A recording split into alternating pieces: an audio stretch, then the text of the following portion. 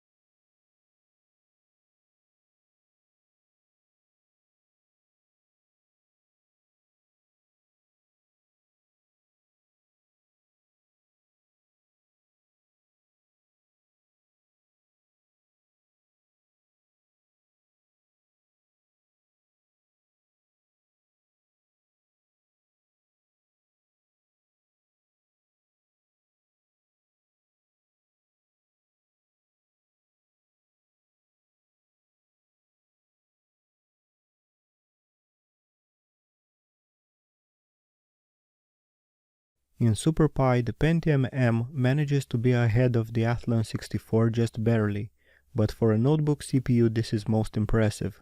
Cinebench is another test where lower is better, and this time the Pentium M was not as fast as the Athlon 64, but it still achieves an impressive time. The encoding was fast on the Pentium M, and in this test it was again the fastest of all CPUs we've tested so far. In PC Mark, while the stock frequency gets a lower score than the socket 478 Pentium 4, the score when overclocked is again faster than any other CPU. The memory is also a little surprising, as it doesn't offer any dual channel or anything fancy. In Sandra 2004, in the arithmetic tests, we can see that the Athlon 64 and the Pentium M being very close in almost every test, with the AMD winning most of them.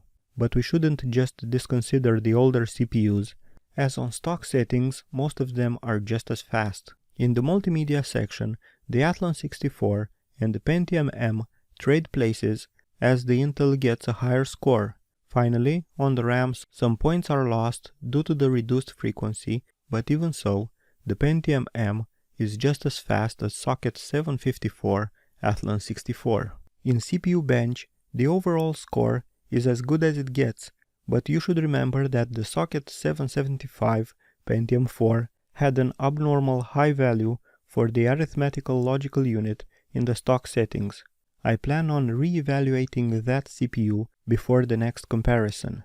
As for the Pentium M, the ALU is not as fast as the 64-bit AMDs, but the floating point unit is in a class of its own, almost doubling the original score of the Athlon XP, and even putting to shame the socket 775 Pentium 4.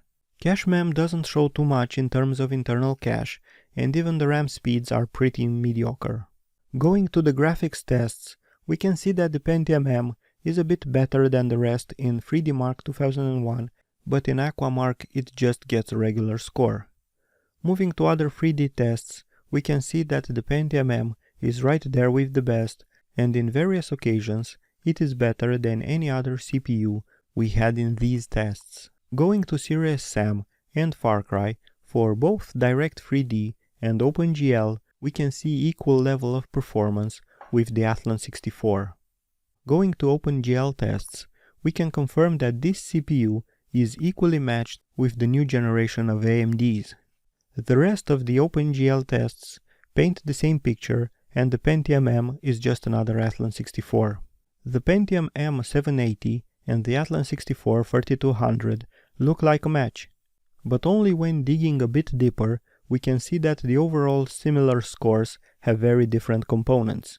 For example, where the AMD shines in arithmetic logical unit, the Pentium M shines in floating point unit, which also helps with other tests, not just with the synthetic benchmark scores. Apart from having the largest cache of the whole bunch, this CPU doesn't seem to have any more aces up its sleeve in terms of hardware, and by the look of things, the rest of the components are there to let it down. But the results of the tests show that this is not the case, and in many benchmarks, the Pentium M is better than the Athlon 64. Having the upper hand over the AMD with the limited amount of options this motherboard offers, it looks to me that someone from Intel made a mistake picking their desktop NetBurst architecture over this one. Still, we are comparing the top Pentium M CPU with the mid-range Athlon 64. There's plenty of performance in the rest of the Athlons, but we could also imagine that there would also be plenty of performance in the Pentium M had it been designed for desktop instead, and maybe even have an integrated heat spreader. It looks like AMD scales a bit better with frequency when overclocked, but due to its power consumption, it looks like the Pentium M has a lot more headroom. Still, the Pentium M is more than impressive with the benchmark results. Also, the power consumption is excellent, because in full load, the Pentium M is drawing about the same amount as a Pentium 4 in idle. And I have to admit that I regret not seeing more of its design in a series of desktop CPUs. With that being said, we can crown a new king of the benchmark results for the 3.2 GHz series. Too bad that the motherboard was limiting, and besides almost no overclocking options, we only have a 4x AGP slot. Thank you for watching and see you next time.